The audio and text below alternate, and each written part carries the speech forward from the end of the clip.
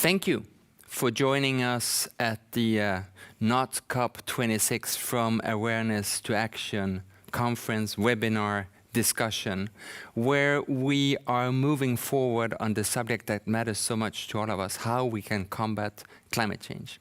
And what a perfect opportunity, perfect timing it is for this meeting, when we are hopefully finally moving out of the worst phase of the pandemic, the tragic pandemic, and starting to be able to think of how we can build back better and not just focus on the very immediate needs of all of us. And also perfect timing because we are right now celebrating the 5 years of the Paris Agreement and seeing how it is starting to deliver the enhanced action that is built into the agreement, where country after country is now pledging to go climate neutral. China 2060, Japan 2050, South Korea 2050, Europe with the Green Deal 2050, the US with President-elect Biden 2050. We are now going to discuss with esteemed, interesting speakers from around Europe, a colleague of mine from Sweco, and other known experts in the subject of how to move from awareness to action during the next short hour. I encourage you to participate. If you're watching this live, use the hashtag Sweco, the company where I'm the Chief Sustainability Officer, at Twitter or LinkedIn, and I will pick it up during the conference at my phone and make sure that those comments or questions are forwarded to the speakers. I want to be short in my introduction because I want us to get right down to the action.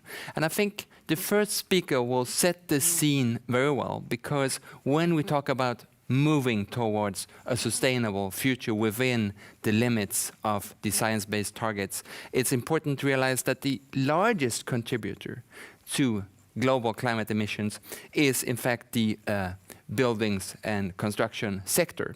And Oliver Rapf, our first speaker, he's the executive director of the Buildings Performance Institute Europe, and their 2020 report, the global report that's just out, is a harsh but important reading to understand the challenges we face, but also the opportunities that we have to really combat climate change and all have a better future together. I leave the word to Oliver in just a second.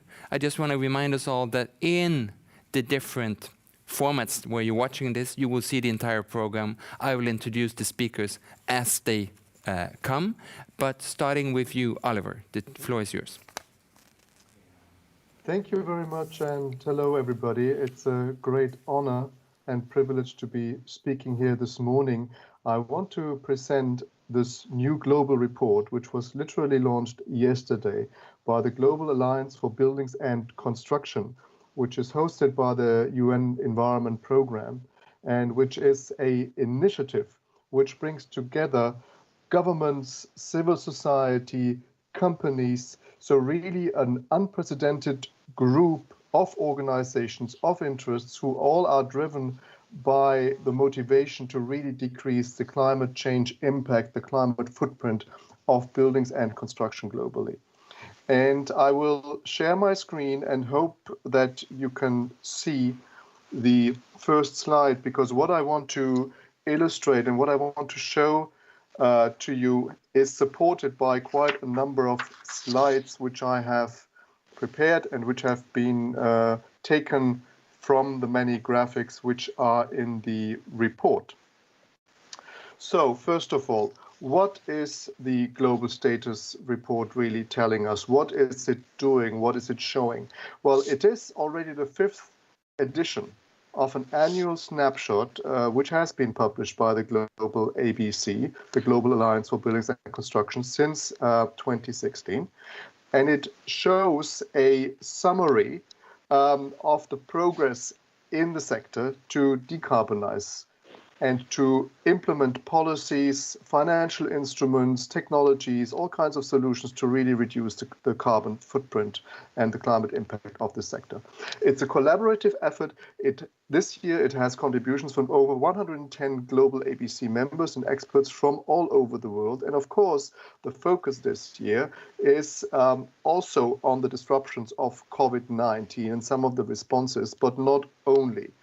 we also include for the first time a new index, which is tracking progress in decarbonization of the sector. And if we look at the importance of the sector, we of course see that the sector has a very high share of global CO2 emissions. All in all, if we summarize everything, the sector is responsible for 38% of CO2 emissions globally. And this is made up of about 3.5 gigatons of CO2. So around about 10% of that 38% coming from the construction itself, and around about 10 gigatons of CO2, that is equivalent to 28% of global CO2 emissions, comes from the operation of buildings, the heating energy, the cooling energy, electricity to power appliances, to power lighting, and so on and so forth. So clearly, the sector, the buildings and construction sector, is one of the largest polluters globally. When we look at the development of emissions over time and what drives the development of the emissions, we of course know that population globally is growing significantly. And it has grown over 10% since we start the tracking here, since 2010, which you can see in this light blue line. But what we also see, that the floor area has grown more than the population growth. And that simply means that the per capita floor space, the per capita floor space in square meters or in square feet is growing. And that leads to higher emissions because the energy consumption has also been going up, as you can see. There was a period in the middle of the last decade when the situation looked better, when emissions were leveling off. But this is not the case anymore because we see that, in particular, carbon-intensive fuels are growing. If we then look at what is actually happening in terms of the investment in building energy efficiency, we see that investments are happening, first of all. About 152 billion US dollars have been invested last year in energy efficiency solutions, in various technologies, in improving the envelope of a building, in heating, ventilation and air conditioning technologies, in lighting and appliances. But we also know that we have a total spending of 5.8 trillion US dollars in construction and in renovation globally. And that means that for every dollar which is spent to improve the energy efficiency of a building, 37% is spent on a conventional construction approach. And that simply means that the conventional investment is outpacing the energy efficiency investment, which is one of the reasons why energy consumption and greenhouse gas emissions are increasing. If we then ask the question, what is the current policy response? What do national governments undertake to reduce that situation, to improve the situation, to reduce the carbon footprint of the sector? We know that about 136 countries currently, of over 190 countries globally, mention buildings in their so-called nationally determined contributions. Nationally determined contributions is UN language for a national climate and energy plan. That's what we're talking about. Out of this 136 countries, 53 countries mention building energy efficiency in particular, and only 38 specifically mention building energy codes as a very important policy instrument. So what we see from these numbers is that there is a lot of room to improve. There is a lot of opportunity to increase the focus of policymakers, of national governments on these solutions, on ensuring that we have more policies and more effective policies in place to fight climate change and to reduce the climate change impact of the sector. One of the key messages in this new report of the Global ABC is that the COVID-19 pandemic has, of course, severely impacted the global buildings industry. global construction activities have dropped anywhere between 10 and 25% compared to 2019. That's a significant decrease, and as the year is not fully completed, we're waiting for the final figures, but of course we know that there is a significant impact of the COVID-19 pandemic. So the question is, well, what can we do to ensure a green recovery, to ensure that the sector is really growing again, and how can we align that with climate change mitigation policies? How can we make sure that whatever we invest in recovery is actually green recovery? So what you see on this slide is a comparison of the different solutions, also the different energy solutions to fight climate change. And what we have found out is that investing in buildings efficiency retrofit or investing in new highly efficient buildings generates many more jobs compared to many of the other technologies.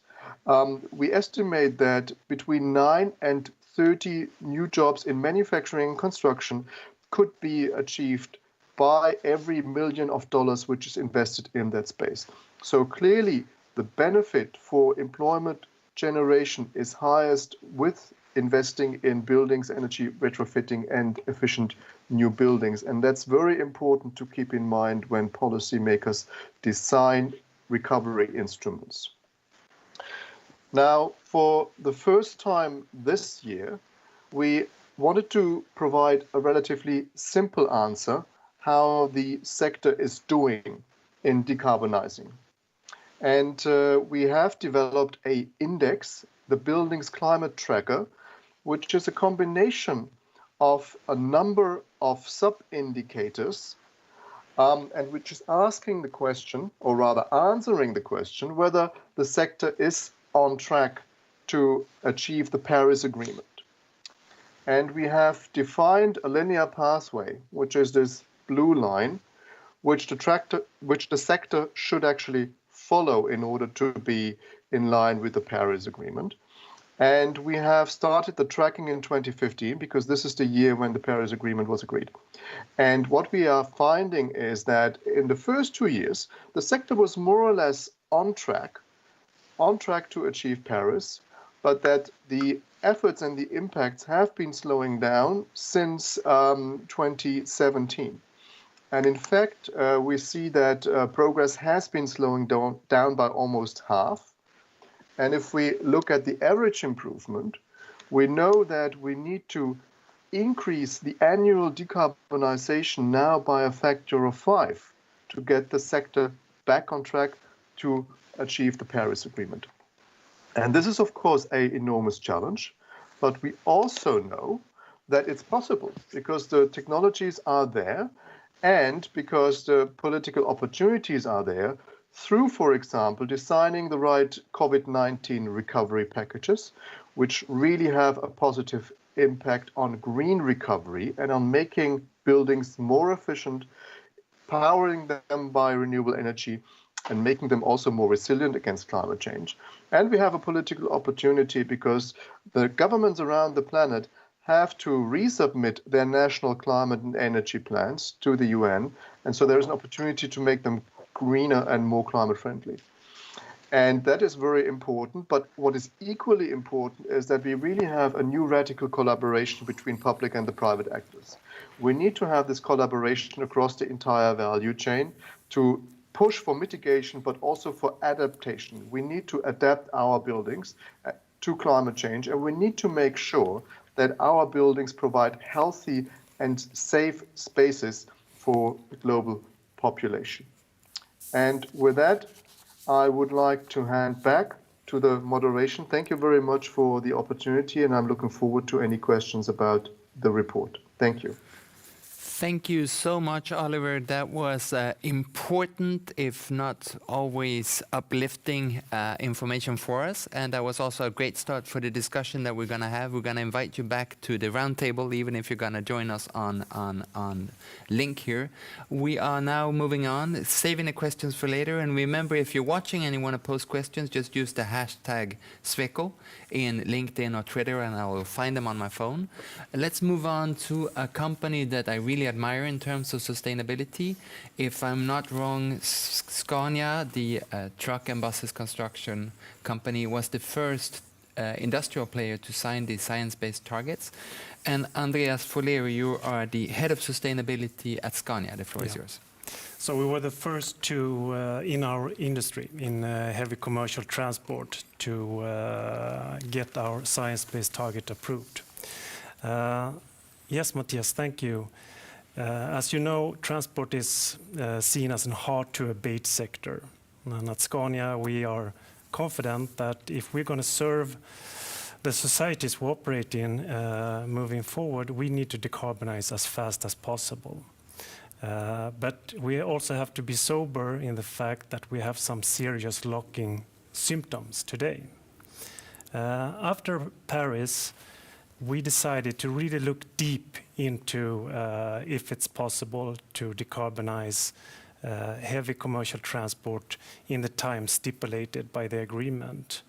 And without going into the details, the report can be found on the website. It's called the Pathway Report. I can say that it is possible, but it will take a lot of innovation, and it will take a lot of cooperation. A lot of it will be made possible just by effectivize the logistical systems, taking out the waste of today's systems.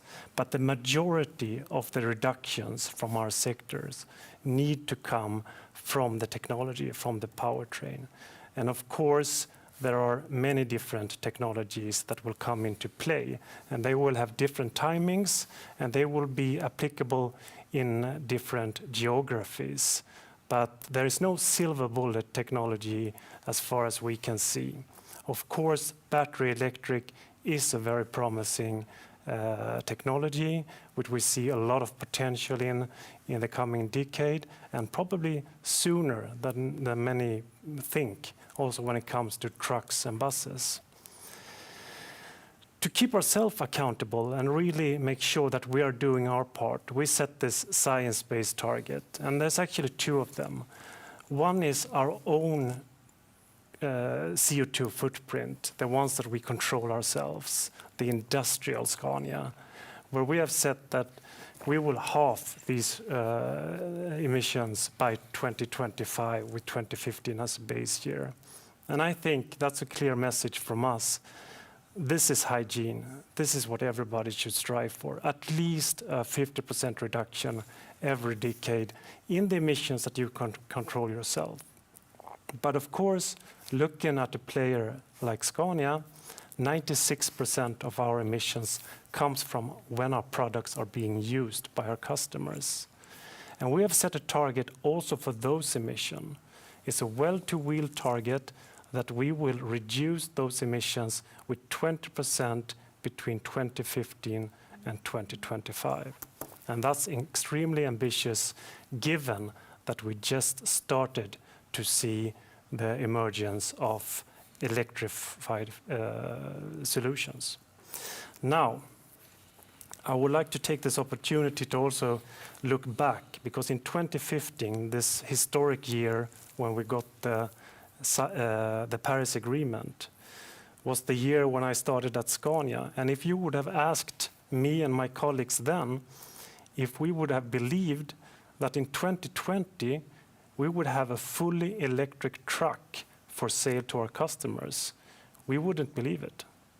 Today we have plug-in hybrids and fully electric vehicles on stock. And for many customers, it makes economical sense already today to make this shift. So 2015 to 2020 has been a fantastic journey. Looking at 2025, we will be able to offer fully electric zero-emission vehicles across applications. So that's a big, big statement from OEMs around the world. Now, does that mean that we have done enough? Does that mean that we are happy? We already have done our part? Absolutely not. We need also to make sure that our customers can operate these technologies, and we need to make sure that the energy, whether it's fuels or electricity is renewable. If you switch a fully electric vehicle for a diesel vehicle in Europe with today's energy mix, you get a 50% reduction. But if you switch an electric vehicle for a diesel vehicle that runs on wind energy, you get a 98% CO2 reduction. So we need now to get a clear handshake between policy, the investor community, and the partners in the ecosystem of transport to really make sure that we will power the future transport system with renewable energy. Thank you so much, Andreas. And just like Oliver mentioned, the need for radical collaboration between different partners, we're going to come back to the handshake that you're looking for and the discussion that's soon to follow. I am excited about at Sweco that I have 18,500 colleagues all working for the sustainable societies and cities of tomorrow. And that also gives me a great choice with whom to speak to deepen the understanding of what we can do, but also what can be delivered with the COP26. As you know, this is the first year in the history of climate agreements that we don't have a global climate summit. It's going to be next year in Scotland, and joining me from Scotland is our technical director of Sweco UK, Lewis Barlow. Lewis, the floor is yours. Hi, Mattias. Thank you very much. It's a real pleasure to be here and to be part of this discussion. I'm ready with 4 points to share with everyone. So I'm a technical director, as you mentioned, at Sweco UK with responsibility for carbon management across the built environment. I'm based in Scotland, in Edinburgh, just an hour away from Glasgow, where, as we all know, COP26 is due to be held next year. So we already have a great local presence that will allow us to have really meaningful involvement with the conference. But I must admit that my feelings about COP26 are mixed. Most of them are very, very positive. It's going to be a great opportunity to share best practice and remind everyone about the climate crisis we're in. However, if we're not careful, it will just create more noise around this issue. And noise can be great for raising awareness, but once awareness is raised, we need to be able to take practical action. So what do I mean by noise? Over the last few years, I've seen an increasing number of bad ideas for reducing carbon. Lots of great ones, but also plenty of bad ones. Ideas that might sound good to the layperson, but when subjected to critical engineering analysis, they don't stack up. And with increased awareness of the climate crisis comes an increase in ideas for solving it, including an increase in bad ideas. And this is understandable, of course, but it's a problem because we have limited time to investigate and critically assess the increasing variety of options being presented, many of which are no good. Which brings me to my first point. We need to deal with the climate crisis using numbers, not adjectives, and to recognize that this is fundamentally a STEM issue. And that's a UK acronym for science, technology, engineering, and mathematics. So I think we should use COP26 as a lever to educate and train people in this area, from schools to universities and across industry, showing them what subjects they can be pursuing if they want to make a real difference here. But even if we had an army of carbon experts, we still wouldn't be able to solve the climate crisis through sheer willpower alone, which brings me to my second point. We need to make carbon reduction contractual, not just coincidental. That means incorporating carbon reduction as a quantifiable metric in procurement mechanisms throughout the supply chain. There have been an increasing number of attempts to do this across different sectors, but we need to bring this best practice together so that it becomes a commonly accepted contractual requirement to minimize carbon on whatever the project is towards a specific target. Now, when we bring carbon into procurement and contractual mechanisms, the subject of cost becomes increasingly important. We've undertaken a lot of research into the relationship between carbon and cost in the built environment, and I can summarize it as follows. It's possible to reduce both carbon and cost to a certain point through reducing energy consumption, reducing the use of natural resources, and the quantities of materials. However, there comes a point where to reduce carbon further, costs will start to increase. And we call this the carbon cost tipping point, the point at which it starts to cost more to reduce carbon further. So this is my third point. For every proposed low carbon measure or project, we must ask ourselves, how much carbon will it reduce and how much will it cost or save? And we can then work out the best bang for our buck in carbon reduction terms. And my final point is this: bringing the subject back to a governmental level, given that COP26 is the forum for governments to come together to decide how best to tackle the climate crisis. As an industry, we can have the best carbon accounting mechanisms, we can have the best carbon management processes and the best digital techniques, but without government intervention, simply relying on market forces alone, we won't break through that carbon cost tipping point and we won't achieve complete decarbonisation. And there are many keys to the climate crisis, but in my opinion, this is the most important. And if we can use COP26 to underline this message, I think we stand a much greater chance of preventing catastrophic climate change. Looking forward to discussing all of this. Thank you so much for those very clarifying points, Lewis. We'll come back both to the government intervention, which is very much in line with what Andreas discussed with the handshake and Oliver with the radical collaboration. And we'll also discuss further how we get the biggest bang for the buck, because we need to move faster forward together. And I want to move on to you, Linda Burenius. You're to be head of development at the Global Challenges Foundation, and you are discussing exactly this, trying to find pathways forward, how we can go from awareness to action. The floor is yours. Thank you very much, Mattias. I'm happy to be here. Global Challenge Foundation is focusing on global catastrophic risks threatening humanity as climate change, as other large-scale environmental degradation, weapons of mass destructions, and etc. And with the aim to promote the development of global decision-making models capable of more effectively handling or mitigating the global catastrophic risks. And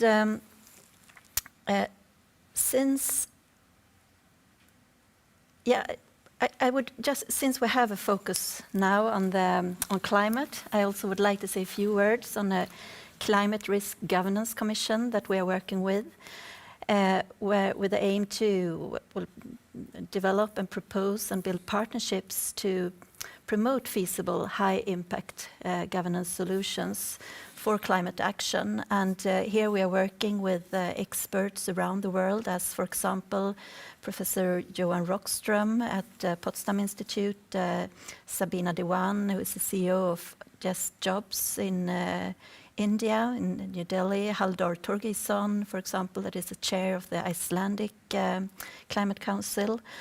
And I would argue that the Paris Agreement is the best that the world have today, but still there are clear challenges with the agreement and with those NDCs that we have been talking about earlier on, that they are not enough to reach the 1.5 degrees target. And the risk is that, or maybe you should see the Paris Agreement as a floor, a very, very important floor. And with that said, I would say that what gives me most hope today is those different climate clubs or clusters of progressive businesses, of progressive cities as C40, and also progressive countries as the EU, for example, and also all those countries now pledging for net zero emissions and so on. And I think those progressive clusters can be seen as pragmatic ways to move forward, because in our increasingly complex global environment, such interconnected networks could be a key forum to solve the climate crisis. And for the business community, this can be both a competitive advantage to move, to be in the forefront, but also a way to reduce climate-related risks in the company. And I would say that the business community has a very, very important role to play here, both because those clusters are very important for taking actions and also coming up with those solutions as electric vehicles and so on, or hydrogen and so on. But also very important for building up a green opinion formation or a green lobby as a counterforce for the still strong fossil lobby. And in that way, those clusters, I hope, will help to move the floor upwards in the Paris Agreement. And also that I believe that this can create a recognition for the need for better global governance solutions. Because if you look at it from a risk perspective, of course, better global agreements are crucial to get a good catastrophic risk management in place. But also, I would argue from a business perspective and also from a national perspective, global agreements and international agreements, international regulations and so on are much better than national regulations that can lead to higher costs for industries and a competitive disadvantage and so on if they're only done on a national basis. But as, for example, when we now look at EU and the price of carbon that is finally going in the right direction, that's of course much more interesting from a business perspective to work in a market that is geographically big enough also to drive this transformation. So, and also one interesting trend is all those climate-related litigation cases in different courts around the world. I believe we have like 1,500 cases now in different courts. And that also, I think, can be something that will strengthen rule of law and maybe also can help to strengthen the mandate of international courts and so on. So those different climate laws that we see at both the national level and EU level can help with that. So I think that this is like hopefully, I hope this is like a wheel that will strengthen each other's for reaching better global agreements. Thank you so much, Linda, for those insights, including how we use climate clubs or frontrunners or coalitions of the willing to move further, faster together forward. We'll get back to those, how we create them, how we make sure that they keep being the front runners when demands change. But before that, before the discussion we have here, including the questions that you're posting on Twitter and LinkedIn with the hashtag Sweco, we have our last speaker of this morning, who is Märtha Rehnberg. And we've been speaking throughout this session about the need for disruptive practices. And Märtha, you founded the DareDisrupt. And before that, you've been very instrumental in ensuring that we have the taxonomy from the EU in place, and that we are aiming to have before year end a full agreement on the Green Deal from the EU. You've been working with that, and then you moved on to your own institution here. So the floor is yours. Tell us how to disrupt. Thank you, Mattias, and thank you for having me and putting such an important agenda on the topic. Briefly about DareDisrupt, we started a couple of years ago. We're a network consultancy and think tank that are working at the same time in EU, lobbying and sort of pushing for more progressive climate policy, which is a lot on my table. And then with the industry, working with progressive, disruptive strategies.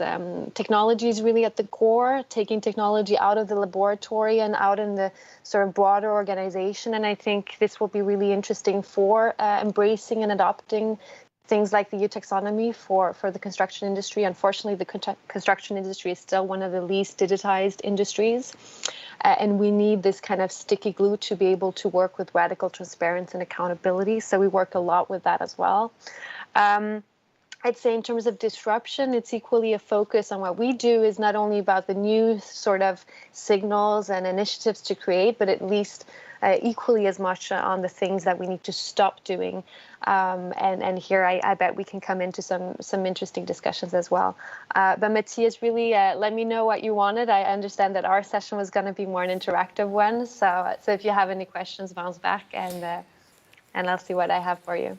Thank you so much for those words of introduction to what you're doing, Märtha. I would like to get back to where I presented you with the EU Green Deal almost in place, the EU taxonomy in place, at least the first parts of it, and the need for enhanced action across the globe. Since you've been so integral to these processes, what are the key learnings there for all of us to move further, faster together forward? Well, I think I'll share a bit about the signals that I think are really interesting. So if we start with the taxonomy, that we have for the first time in history, this supranational taxonomy and benchmark for, say, what is sustainable and what isn't. And we have these 2 years grace period before this. I mean, it's already hard law, but before it's really taken on as hard law, and you're going to have to start doing some really progressive accounting. These 2 years grace period, I'd say, as a leader, to really use as creative constraint. Sorry, I'm hearing a lot of echo on my end. I don't know if it's back and forth. I'll see if I can unmute on the other side. Thank you, some techie that unmuted me. Thank you. Yes, so those 2 years grace period, we're working a lot at the moment with industries to try to use kind of as a creative constraint. You're yourself talking about science-based targets, but you can go much broader, much more proactive, much more bolder than Paris. So not only CO2, but NOx and SOx. What happens if the price increases according to what the most radical scientists are saying to us? And I'd also say with the taxonomy, what is particularly interesting is the upcoming agenda for the next decade, which is moving from climate, which kind of has reached maturity, over to biodiversity. So we're already seeing here things like hydropower, which used to be, in terms of energy sources, classified as a sustainable, renewable energy source. And then now we're starting to see signals that hydropower might be looked at as unsustainable because of its impact on biodiversities and ecosystem. And so this aspect and this agenda, I think, will be particularly interesting for the construction industry. What happens when we start internalizing biodiversity? What happens with the real price of concrete and all the raw materials that we're using? So that's on the taxonomy, where I'd really encourage us to be creative and to use these 2 years of grace period to allow this to drive innovation. So taking sustainability from a compliance agenda over to really interesting innovation agenda. And that's where we work, where we try to see how we see buildings that have multiple functions all of a sudden to also store carbon, or buildings that become batteries for the local communities and things like that. So that stacking of functions is really interesting. Now with the Green Deal, I'd say some of the signals that I find more fascinating, I agree with my previous speaker, Lewis, on the importance of STEM, but also challenge a little bit that we need we need the arts to also drive push from the consumer side. And if we look at some of the most radical projections, we obviously need to look at buildings and the way that we live from a totally different perspective. And the arts is going to play a really amazing role here. And we're working a lot with artists at the moment to really inspire us consumers to think about living and to think about our buildings and our built environment in a new way. And under the Green Deal, I'd say the new Bauhaus pushed forward by the president, and I really would encourage you to follow that, which is going to be this radical push to have the arts inspire communities around for more radical living that is in line with, let's say, more regenerative agenda. Thank you. And we actually started this whole session by Oliver showing us how much needs to be done in the building and construction section. And he was the first one, also being the first speaker, to use the term a radical collaboration need. Now, Märtha, you've been hearing all the speakers, so I'd love for you to first sort of help us connect the dots here. What are the common themes that you see from all of us around the table? Well, I'd say the common themes. There's so many here, but I'd say I think both Andreas. I mean, Oliver really set the platform for radical, that we need radical. But then Andreas, I think it was pretty neat that he moved on to the importance of having powerful visions. I think this is a good imperative for us to really start looking far ahead and dare to put targets that are bolder than Paris. Linda was also talking about actors that are bolder than Paris. And it is, we're seeing these leaders that dare to put visions that we don't really know how we're going to fix yet. 100% circularity, we're seeing some actors say, right? Or even we're seeing progressive companies talk about not sustainability anymore, but regeneration, to actually give back and start paying back on the ecological debt, to be climate positive or carbon negative. All these things I think is really interesting. And I think this power of vision is going to be important for the construction industry, because we need, although they feel maybe untangible at the moment, there is some kind of, we call it in future research, we call it the sociology of expectations, that our expectations about the future actually creates actions in the present. And I think it was really beautiful to hear from Scania that they have set goals that they might not even know how to get to, and then all of a sudden you have this pull of talent, and eventually you have pull of financial capital, and then you almost have a self-fulfilling prophecy of your visions.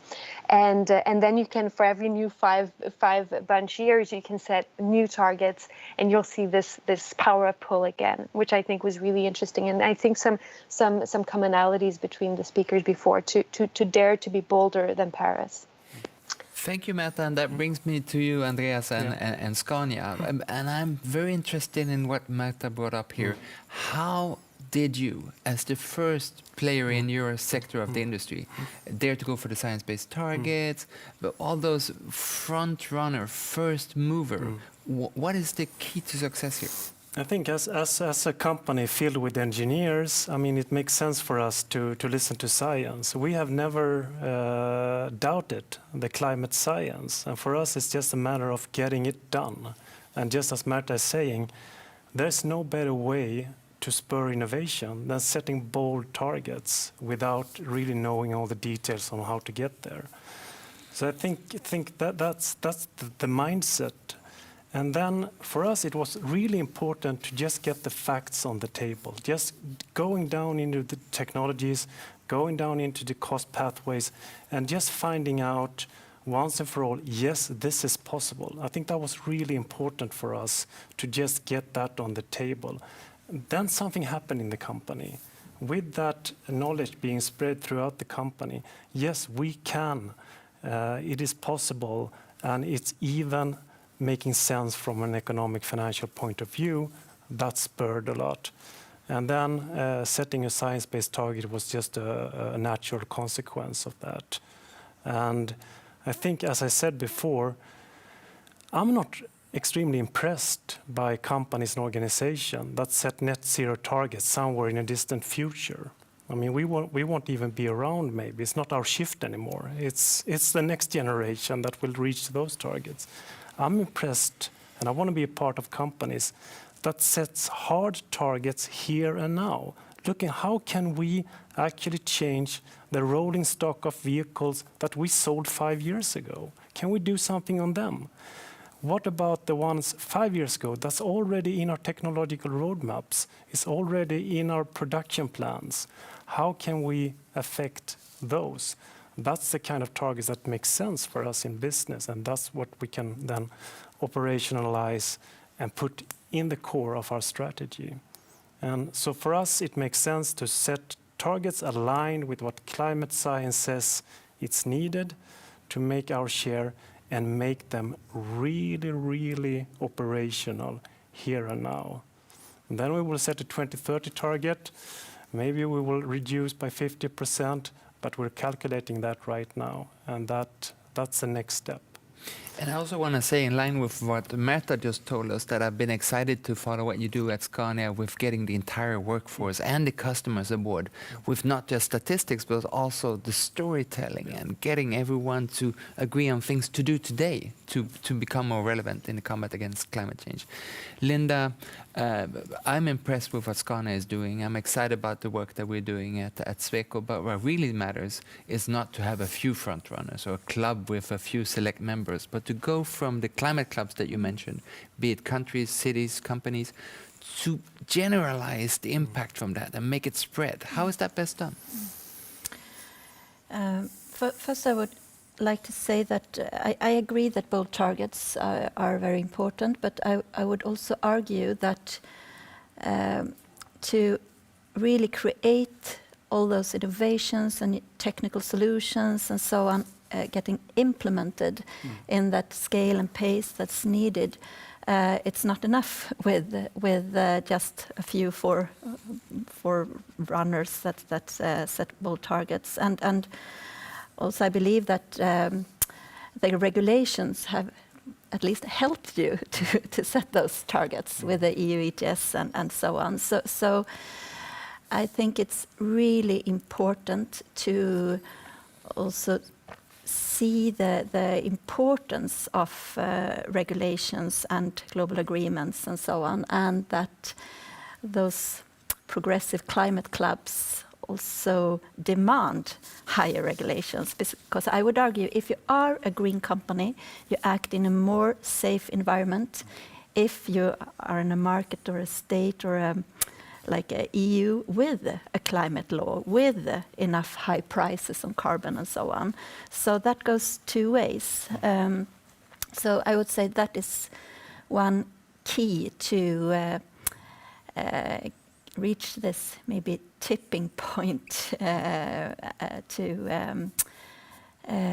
within so many states and companies and so on. So you also promote the regulations.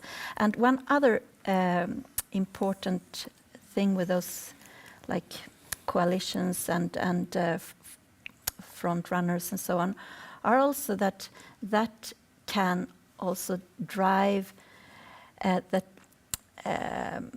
competitiveness of the new solutions themselves, as for example what we've seen now with renewables, that dramatic cost reductions that we have seen. Now everyone is speaking about the hydrogen economy.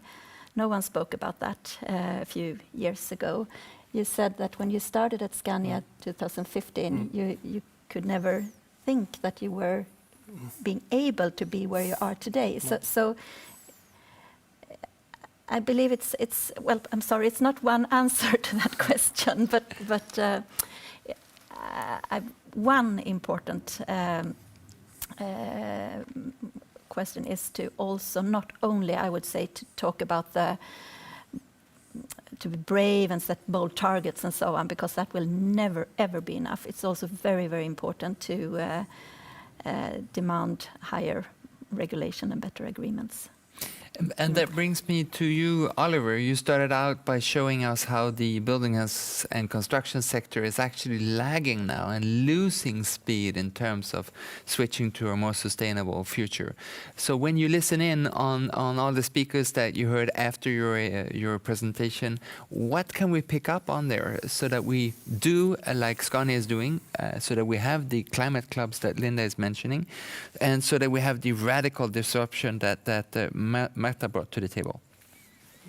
Yes, thank you very much. Well, I think it is absolutely right to set targets as Scania does, even without knowing exactly how you're going to achieve them, because we know that the climate change science urges us to react very, very quickly. And every year we're not reacting quickly is a lost year. And that's a big problem.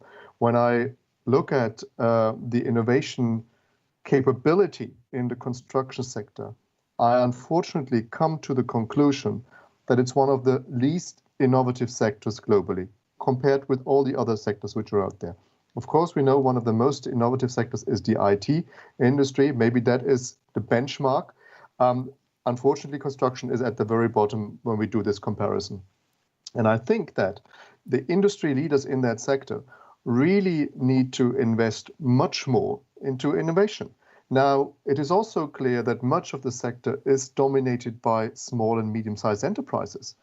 Sometimes, it's just a company of 2 people, 3 people, maybe 10 people. And those small companies don't necessarily have the capital to invest in innovation. So I think we need to make sure that the smaller companies work together with the bigger companies, that there is a new way of, well, as I called it earlier, radical collaboration also within the sector, that the sector offers a new business model and makes service offers to investors who are willing to invest in green and efficient buildings, that this service offer is really attractive, comes with warranties, with guarantees. So we need not only radical collaboration, we also need radical innovation. And I think this idea of the Bauhaus, which was presented by the President of the European Commission, to bring in many other skills, many other criteria into how we design and build our buildings is absolutely essential, because in the end, buildings are there to meet and fulfill our needs. And they're not just there to have nice infrastructure. So we need to bring the human aspect back into building decisions. Thank you, Andreas. Yeah, great. This is exactly what I was hoping for. Andreas first, then Linda. No, but there's something you said there, Oliver, that I think that really resonates with me and with us, and that's about the players that we are expecting to change here.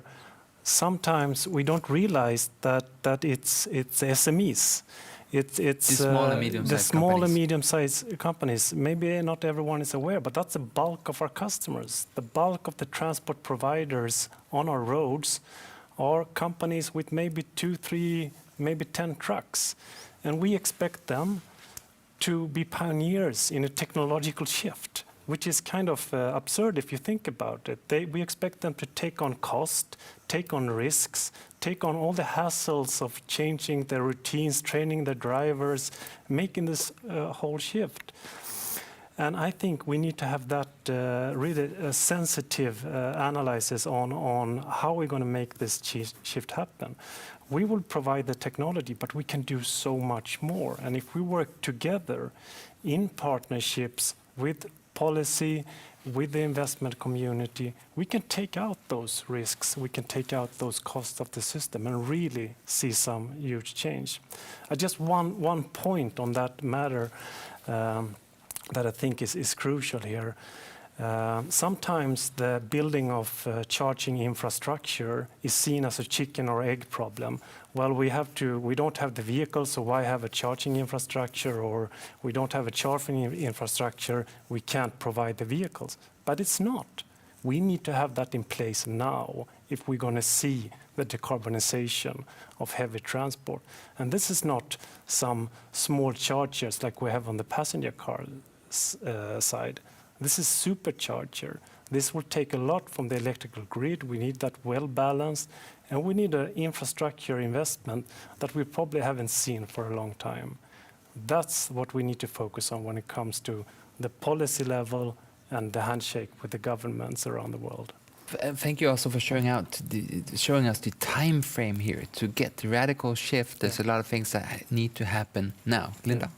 Yeah, I just want to correct myself, because I heard myself saying that we need more regulations. Sometimes it can be also less regulation, as, for example, what is defined as food and so on. What is important is, I would argue, is to recognize the need for the framework that can drive innovation, and that framework shall of course be as technique neutral as possible, and so on. So yeah, I would just like to correct myself there.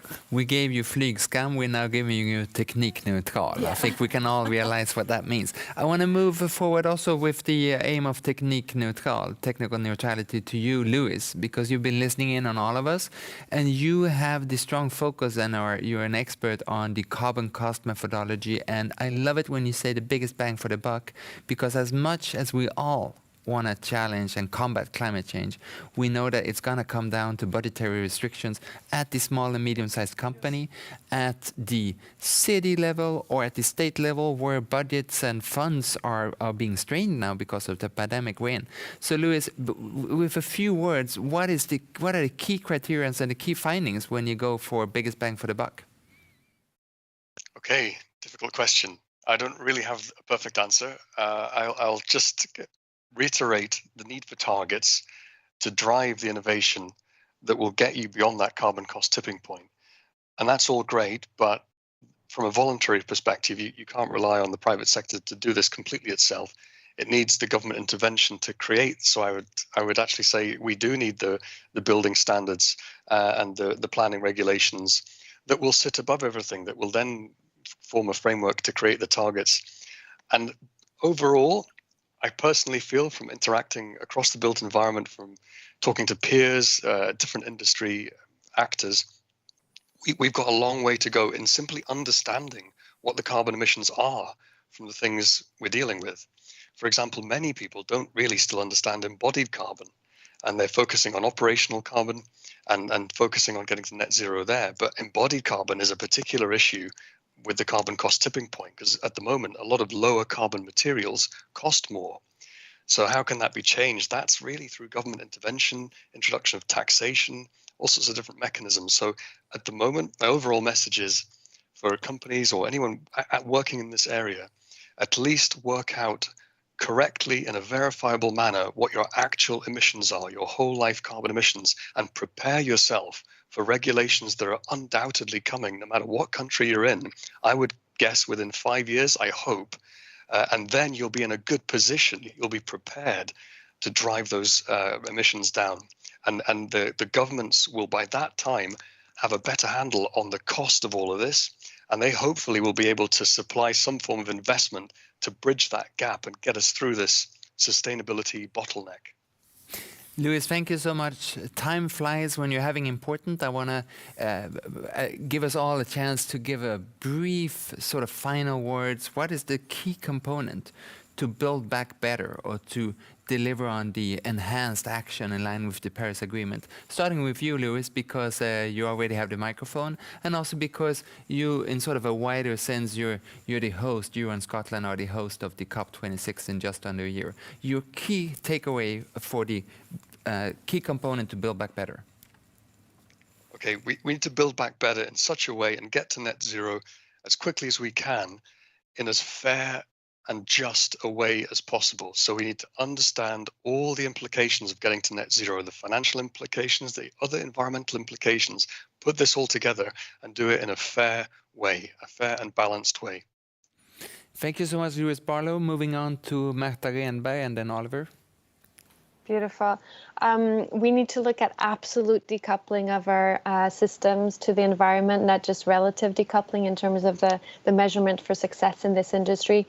And with that, build infrastructures for learning and unlearning. There's still so much mysterious to learn about Mother Earth.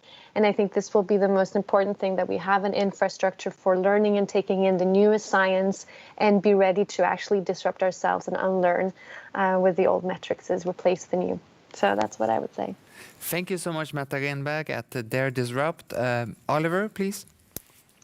Thank you. I think the key components to really solve the climate change challenge is, one, entrepreneurial will to trigger significant innovations in the buildings and construction sector. And second, the political will to support this innovation, because without the political will, the pressure of change and the triggers for change will not be large enough for the sector to really change. Thank you so much, Oliver Rapf from the Global Alliance for Buildings and Constructions. Moving on to you, Andreas. Thank you. I think key is to stop subsidized fossil fuels. I mean, that's something we should just do now, and that's what I expect from progress from COP. Second one is to put a price on carbon, a global tax, but if that is unrealistic, tax regional taxes and national taxes on carbon. Then we will see business delivering. Thank you so much, Andreas Foller, Head of Sustainability at Scania. Linda.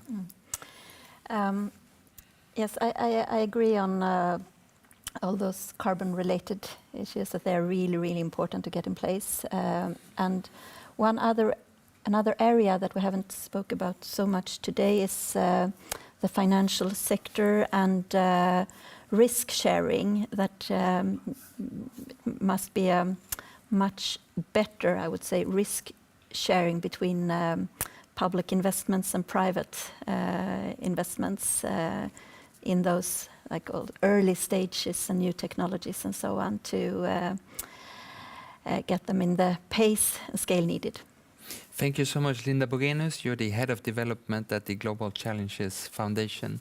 And myself, I am Mattias Goldmann, Chief Sustainability Officer at Sweco. We've been excited to host this important discussion, and we're excited about the year ahead when we're moving out of the tragic pandemic and moving into a more sustainable future where we enhance action and where we build back better. Thank you for participating. See you in a brighter, better future.